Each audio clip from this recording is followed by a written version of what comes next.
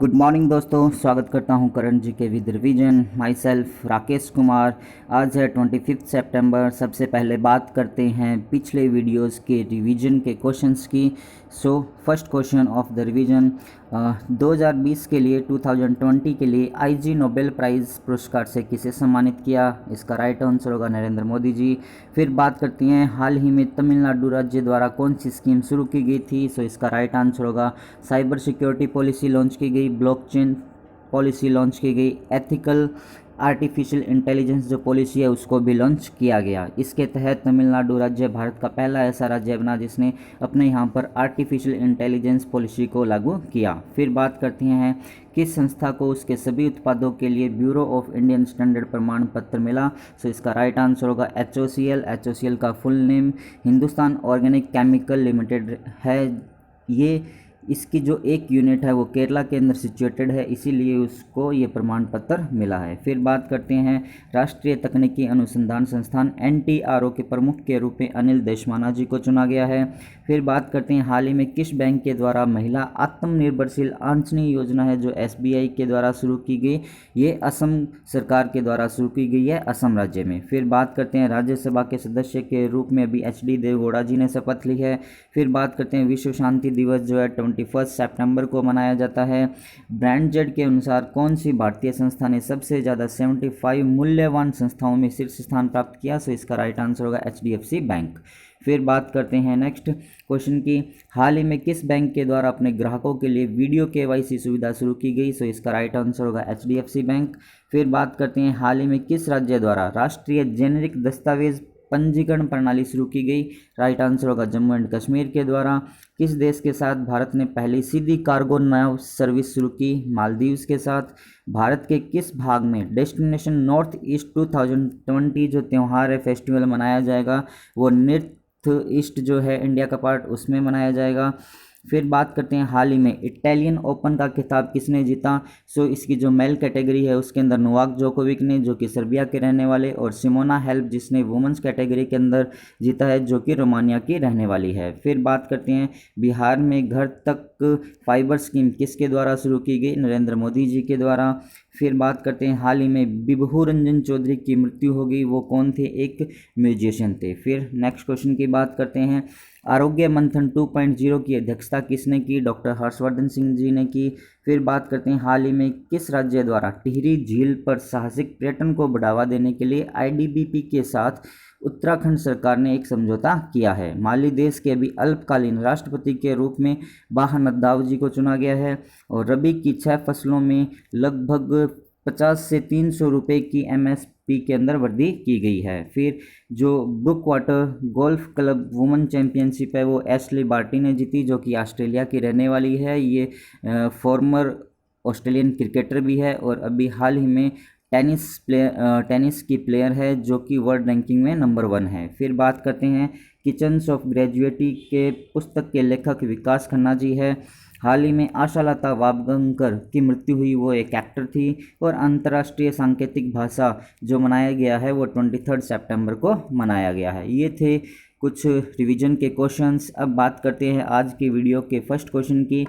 UNCTEDA के द्वारा report के अनुसार फाइनेंशियल ईयर 20 के लिए भारत की GDP दर क्या रहेगी? यहाँ पर ये बैंक जो लिखा गया है इसको रिमूव कर लीजिएगा। इसका जो क्वेश्चन होगा UNCTAD की रिपोर्ट के अनुसार फाइनेंशियल ईयर 21 के लिए भारत की GDP क्या रहेगी? इसका जो राइट आंसर होगा वो होगा -5.9% रहने की उम्मीद है। फिर बात करते हैं 2021 के लिए नेक्स्ट ईयर के लिए। इसकी जो GDP रहने की अनुमान है वो +3.2% रहने का अनुमान है। और अभी जो फाइनेंशियल ईयर 21 के लिए पूरे वर्ल्ड की जो GDP रहने का अनुमान है वो -4.3%, और एशिया की रहने की जो उम्मीद बताई गई है वो -4.8% रहने की उम्मीद बताई गई है।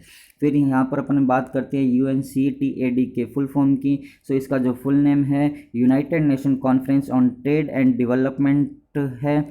इसका जो हेडक्वार्टर जिनेवा के अंदर स्विट्ज़रलैंड में प्रेजेंट है और इसका जो फॉर्मेशन हुआ 30 दिसंबर 1964 को हुआ था। बाकी के अनदर जो रेटिंग एजेंसी हैं उनके द्वारा भारत की डिफरेंट रेटिंग प्रोवाइड की गई है, जैसे कि मूडीज़ के द्वारा -4.5% शो की गई है, SBI के द्वारा 10.9%, गोल्डमैन सैच द्वारा 14.8%, इंडियाज़ रेटिंग के द्वारा 11.8%, S&P क्रिसिल ADB के द्वारा 9% और फिच रेटिंग के द्वारा -10.5% GDP रहने का अनुमान लगाया गया है। सो ये कुछ रेटिंग्स एजेंसी थी और भारत की रेटिंग प्रोवाइड की गई है फाइनेंशियल ईयर 21 के लिए। फिर बात करते हैं नेक्स्ट क्वेश्चन की, भारत के किस राज्य में पहला मेडिकल डिवाइस पार्क खुलेगा? सो इसका जो राइट आंसर होगा वो होगा केरला। केरला के तिरुवनंतपुरम डिस्ट्रिक्ट के अंदर ये पार्क ओपन होगा। ये जो पार्क है मेड्स पार्क के द्वारा लाइफ साइंस पार्क के नाम से बनाया जाएगा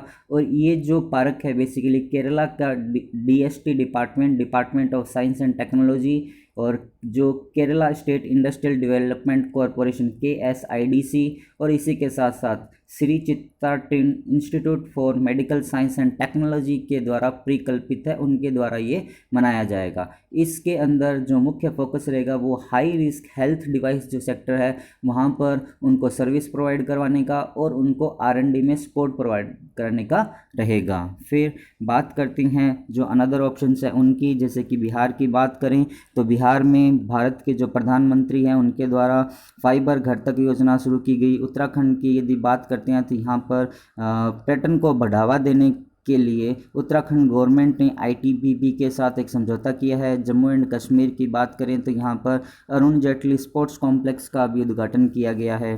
फिर बात करते हैं यहाँ पर बात की गई है केरला की, सो बात करते हैं केरला स्टेट के बारे में। सो ये वाला जो पोर्शन आपको दिखाया जा रहा है केरला का दिखाया गया है। केरला के साथ इंडिया के डिफरेंट स्टेट जैसे कि आपके पास तमिलनाडु है और कर्नाटका स्टेट है, उनकी बाउंड्रीज टच होती है। फिर अपने बात करते हैं केरला के कैपिटल की। सो इसकी जो कैपिटल है वो तिरुवनंतपुरम है और चीफ मिनिस्टर यहाँ के पिनराई विजयन जी है। गवर्नर आरिफ मोहम्मद खान। फॉर्मेशन जो हुआ केरला का 1 नवंबर 1956 को हुआ और यहाँ पर एक फेस्टिवल मनाया जाता है ओनम फेस्टिवल, जो कि काफ़ी फेमस है। अभी ये अगस्त मंथ के अंदर मनाया गया था। 22 अगस्त से 2 सितंबर तक ऑलमोस्ट ये फेस्टिवल चला था।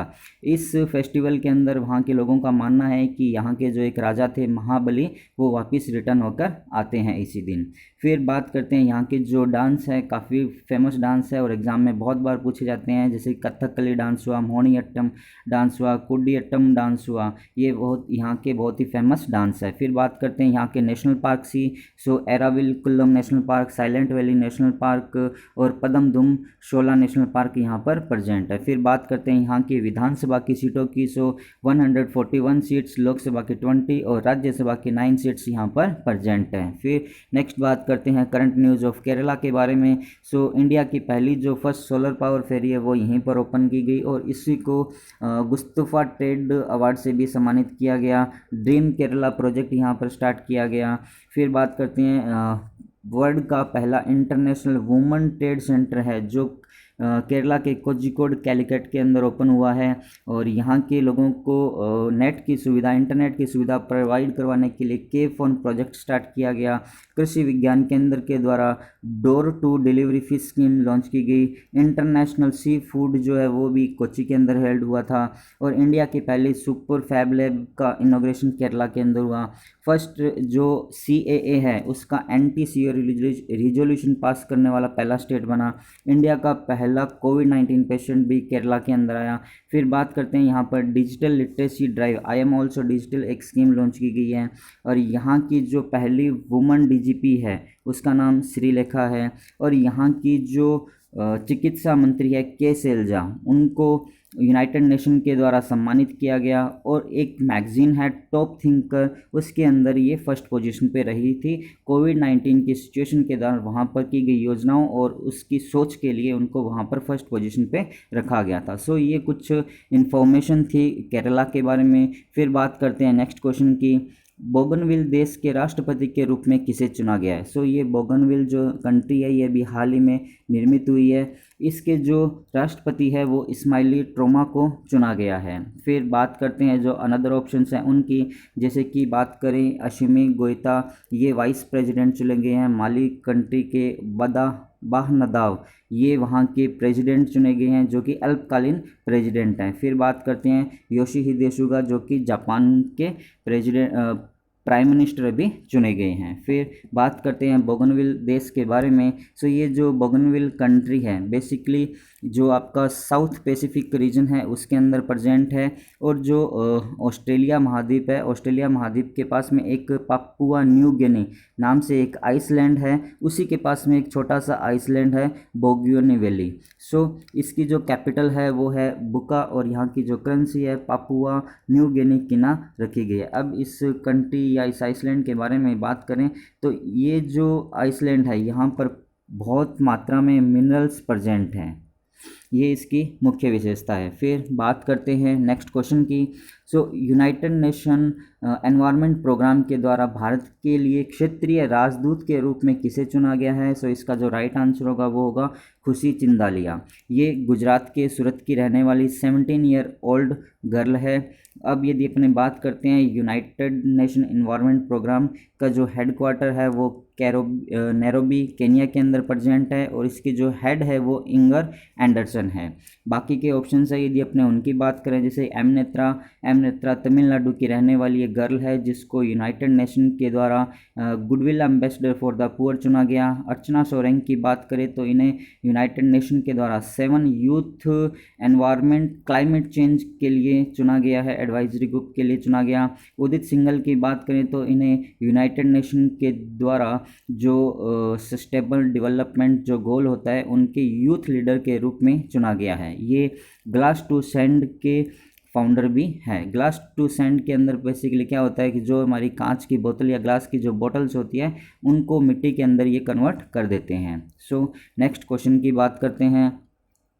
NAHEP के अंतर्गत ICAR के द्वारा प्लान किए गए हैकेथॉन का नाम क्या है? अब यहाँ पर अपने सबसे पहले बात करते हैं NAHEP की। सो इसका जो फुल नेम है national agriculture higher education project है। और ICAR की फुल फॉर्म की बात करें तो Indian council of agriculture research है। और यदि अपने हैकेथॉन की बात करें तो हैकेथॉन बेसिकली क्या होता है, ये एक इवेंट होता है जो कि ऑनलाइन या ऑफलाइन होता है जिसके अंदर कुछ ना कुछ प्रोजेक्ट डिज़ाइन किया जाता है जो कि सॉफ्टवेयर या हार्डवेयर पर होता है और एट द लास्ट इस इवेंट के लास्ट के अंदर उसका आउटपुट आपको कुछ ना कुछ देना होता है। ये हैकेथॉन बेसिकली होता है। अब इस क्वेश्चन के आंसर की बात करें तो ये जो इस क्वेश्चन का आंसर होगा वो हो गया कृतज्ञ नाम से ये हैकेथॉन लॉन्च किया जा रहा है। इसका जो मुख्य उद्देश्य है अपने यहाँ पर जो भी फार्मिंग खेती की जा रही है उसके अंदर इनोवेशन को बढ़ावा देने के लिए इस हैकेथॉन का आयोजन किया जा रहा है। फिर बात करते हैं अपने ICAR का जो हेडक्वार्टर है वो दिल्ली के अंदर प्रेजेंट है। इसका जो फाउंडेशन हुआ वो 1929 के अंदर हुआ और इसके जो डायरेक्टर है वो त्रिलोचन महापात्रा जी हैं। अभी आपको महापात्रा के नाम से एक नाम और भी याद हो रहा होगा जैसे मृत्युंजय महापात्रा जो कि हमारे IMD के मुख्य हैं, DG है, डायरेक्टर जनरल। फिर बात करते हैं नेक्स्ट क्वेश्चन की। टाइम मैगजीन की 100 सबसे अधिक प्रभावशाली व्यक्तियों में किसे स्थान मिला है? सो इसका जो राइट आंसर है वो होगा ऑल ऑफ द अबव। जो भी अपने पास ऑप्शन दिखाए गए हैं नरेंद्र मोदी जी, आयुष्मान खुराना, बिल्किस और रविंद्र गुप्ता, इन सभी को टाइम मैगजीन की 100 सबसे अधिक प्रभावशाली व्यक्तियों के अंदर स्थान मिला है। इनके अलावा जो एक इंडियन मूल के पर्सन है सुंदर पिचाई जी, उनको भी इसके अंदर स्थान मिला है। यहाँ पर जो मुख्य नाम है बिल्किस जो कि आइकन के लिए इनको मिला है और इनको शाहीन बाग की दादी के रूप में भी जाना जाता है। CAA के खिलाफ जो आंदोलन किया जा रहा था उसके अंदर दादी फेमस हुई थी। अब यहाँ पर जो नरेंद्र मोदी जी का नाम है वो टाइम्स के एक एडिटर है कार्ल विक के द्वारा ने नरेंद्र मोदी जी का नाम अभी चुना था। अब अपने बात करते हैं, यदि आप लोगों को यदि ये वीडियो पसंद आ रहा हो तो इसे लाइक कीजिए, और जो भी सब्सक्राइबर इस चैनल या इस वीडियो को फर्स्ट टाइम देख रहे हैं वो इस चैनल को सब्सक्राइब कीजिए, और पास में जो भी बेल आइकन दिया है उसको भी प्रेस कीजिए, जिससे कि मेरे द्वारा दी गई हर इन्फॉर्मेशन का नोटिफिकेशन आपको मिलता रहे। फिर बात करते हैं नेक्स्ट क्वेश्चन की। सो अभी पीएमसी बैंक के नए प्रशासनिक अधिकारी के रूप में किसे चुना गया? सो इसका जो राइट आंसर होगा वो होगा AK दीक्षित जी। ये AK दीक्षित जी JB बहुरिया जी का स्थान लेंगे, जिन्होंने अभी रिजाइन किया है उनके हेल्थ इशू की वजह से। बाकी के जो ऑप्शन है यदि उनकी बात करें, जैसे कि आदित्य पुरी जी है जो कि HDFC बैंक के अभी MD एंड CEO है, और इनको यूरोपियन मनी द्वारा प्राइज़ भी प्रोवाइड करवाया गया है, अवार्ड दिया गया है। अब ये जो आदित्य पुरी है ये HDFC बैंक जब से बना है 1994 से, तब भी से इसके MD एंड CEO है। अब ये यहाँ से रिटायर होने वाले हैं और इनकी जगह शशिधर जगदीशन जी इनका स्थान लेंगे। फिर बात करते हैं नेक्स्ट क्वेश्चन की। विश्व समुद्री दिवस 2020 कब मनाया गया? इसका जो राइट आंसर होगा वो होगा 24 सितंबर। बेसिकली ये जो डे बनाया जाता है इसका कोई फिक्स डे नहीं है, ये सितंबर मंथ के जो लास्ट वीक होता है उसमें किसी भी दिन इसको मनाया जा सकता है।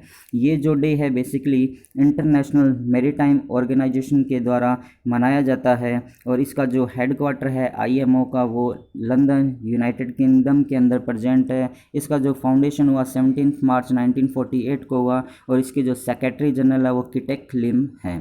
फिर जो बात करते हैं ये जो डे मनाया गया था उसकी जो थीम रखी गई थी वो है sustainable shipping for a sustainable planet. So ये था आज का वीडियो। यदि आपको वीडियो पसंद आया हो तो इसे लाइक कीजिएगा एंड शेयर कीजिएगा। जो भी पर्सन इस चैनल को फर्स्ट टाइम देख रहे हैं इसको सब्सक्राइब कीजिए current GK with revision, and जो पास में बेल आइकन दिया है इसको भी प्रेस कीजिए। So thanks for watching. Thank you so much.